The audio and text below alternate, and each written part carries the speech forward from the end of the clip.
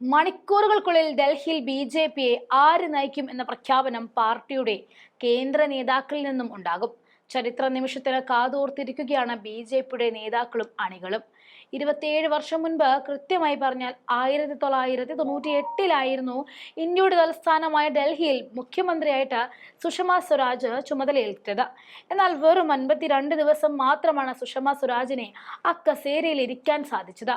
ഡൽഹിയുടെ രാഷ്ട്രീയ സാഹചര്യം തികച്ചും വ്യത്യസ്തമാണ്. 1952-ൽ നടന്ന തെരഞ്ഞെടുപ്പിന് ശേഷം പിന്നീട് 93-ലാണ് ഡൽഹിയിൽ നിയമസഭാ തെരഞ്ഞെടുപ്പ് നടക്കുന്നത്. 56-ലെ സംസ്ഥാന പുനഃസംഘടനാ നിയമപ്രകാരം ഡൽഹിയിലെ കേന്ദ്രഭരണ പ്രദേശമാക്കി മാറ്റിയതിനു കൊണ്ടാണ് 4 പതിറ്റാണ്ടിലേറെക്കാലം ഡൽഹിയിൽ തിരഞ്ഞെടുപ്പ് ഇല്ലാതിരുന്നത്.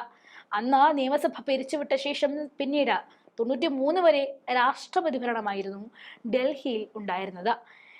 ഇംപീരിയൽ സിവിൽ സർവീസിലെ ഉദ്യോഗസ്ഥരായ ചീഫ് കമ്മീഷണർമാർക്കായിരുന്നു ആദ്യകാലത്ത് ഡൽഹിയുടെ ഭരണ ചുമതല. പിന്നീട് 1966-ൽ ഡൽഹി അഡ്മിനിസ്ട്രേഷൻ ആക്ട് നിലവിൽ വന്നതോടെ ഡൽഹി മെട്രോപൊളിറ്റൻ കൗൺസിൽ രൂപവൽക്കരിക്കുകയും ഭരണാധികാരി ലഫ്റ്റനന്റ് ഗവർണർ ആവുകയും ചെയ്തു. 26 വർഷങ്ങൾക്ക് ശേഷം 1992-ൽ നരസിംഹറാവു പ്രധാനമന്ത്രി ആയിരിക്കവേ നടത്തിയ 69-ാം ഭരണഘടനാ ഭേദഗതിയിലൂടെയായിരുന്നു ഡൽഹിക്ക് സ്വന്തമായി നിയമസഭയും മുഖ്യമന്ത്രിയും ഉണ്ടാവുന്നത്.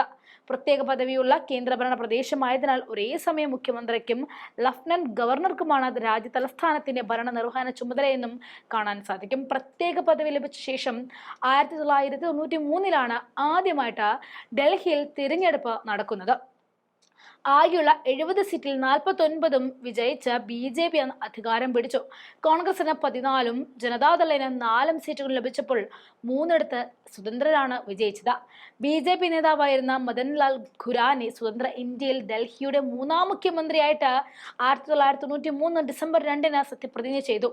എന്നാൽ 2 വർഷത്തിന് പുറം ജയിൻ ഹവാല കേസിൽ ഖുറാനയുടെ പേര് വന്നതോടെ 1996 ഫെബ്രുവരി 26-ന് രാജിവെച്ച് ഒഴിയേണ്ടി വന്നു. മന്ത്രിസഭയിൽ അംഗമായിരുന്ന സാഹിബ് സിംഗ് വർമ്മയാണ് ഡൽഹിയുടെ അടുത്ത മുഖ്യമന്ത്രിയായത്. ഖുറാനയുടെ രാജിക്ക് പിന്നാലെ സത്യപ്രതിജ്ഞ ചെയ്ത് സാഹിബ് സിംഗിന് 2 വർഷവും 228 ദിവസവും മാത്രമാണ് മുഖ്യമന്ത്രി കസേരയിൽ ഇരിക്കാൻ കഴിഞ്ഞത്. കാലാവധി പൂർത്തിയാക്കാൻ 52 ദിവസം ബാക്കി നിൽക്കവേ ബി.ജെ.പിയിലെ ഉൾപോര് രൂക്ഷമായതോടെ സാഹിബ് സിംഗ് രാജിവെച്ചു. തുടർന്നാണ് ഡൽഹിയുടെ ആദ്യ വനിതാ മുഖ്യമന്ത്രിയായിട്ട് അന്ന് എം.എൽ.എ അല്ലാതിരുന്ന സുഷമ സ്വരാജ് എത്തുന്നത്. ദക്ഷിണ ഡൽഹിയിൽ നിന്നുമുള്ള ലോക്സഭാ അംഗമായ സുഷമ സ്വരാജ് 1998 ഒക്ടോബർ 13-ന് സത്യപ്രതിജ്ഞ ചെയ്തു. എന്നാൽ പിന്നീട് ബി.ജെ.പിയുടെ തകർച്ചയെ തടയാൻ സുഷമയുടെ വരവിന് കഴിഞ്ഞില്ല. 98 നവംബർ 28-ന് നടന്ന തെരഞ്ഞെടുപ്പിൽ ബി.ജെ.പി കേവലം 15 സീറ്റിലേക്ക് കൂപ്പുകുത്തി. ജനതാദളിന് 1 സീറ്റും സ്വതന്ത്രയ്ക്ക് 2 സീറ്റുമാണ് ആ തിരഞ്ഞെടുപ്പിൽ ലഭിച്ചത്. 70-അംഗ നിയമസഭയിൽ 52 സീറ്റുകളോടെ കോൺഗ്രസ് തിളക്കമാർന്ന വിജയം നേടിയപ്പോൾ ഡൽഹിയിൽ ഷീലാ ദീക്ഷിത് യുഗത്തിന്റെ പിറവിയായി അത് മാറി. ഡിസംബർ 3-ന് ഡൽഹി മുഖ്യമന്ത്രിയായിട്ട് സത്യപ്രതിജ്ഞ ചെയ്ത ഷീല തുടർച്ചയായിട്ട് 15 വർഷമാണ് രാജ്യ തലസ്ഥാനത്തെ നയിച്ചത്. സ്വതന്ത്ര ഇന്ത്യയിൽ ഏറ്റവും കൂടുതൽ കാലം മുഖ്യമന്ത്രി ആയിരുന്ന വനിതാ മുഖ്യമന്ത്രി കൂടിയായിരുന്നു ഷീലാ ദീക്ഷിത്. പിന്നീടുള്ള വർഷങ്ങളിൽ ഷീലാ ദീക്ഷിതിന് മുന്നിൽ കാലിടറുന്ന ബി.ജെ.പിയാണ് ഡൽഹിയിൽ കണ്ടത്. അരുൺ ജെയ്റ്റ്ലിയെയും ഡോക്ടർ ഹർഷവർദ്ധനെയും പോലെയുള്ള യുവ നേതാക്കളെ മുന്നിൽ നിർത്തി തിരഞ്ഞെടുപ്പിനെ നേരിടണമെന്നായിരുന്നു പാർട്ടിയിലെ പലരും അഭിപ്രായപ്പെട്ടത്.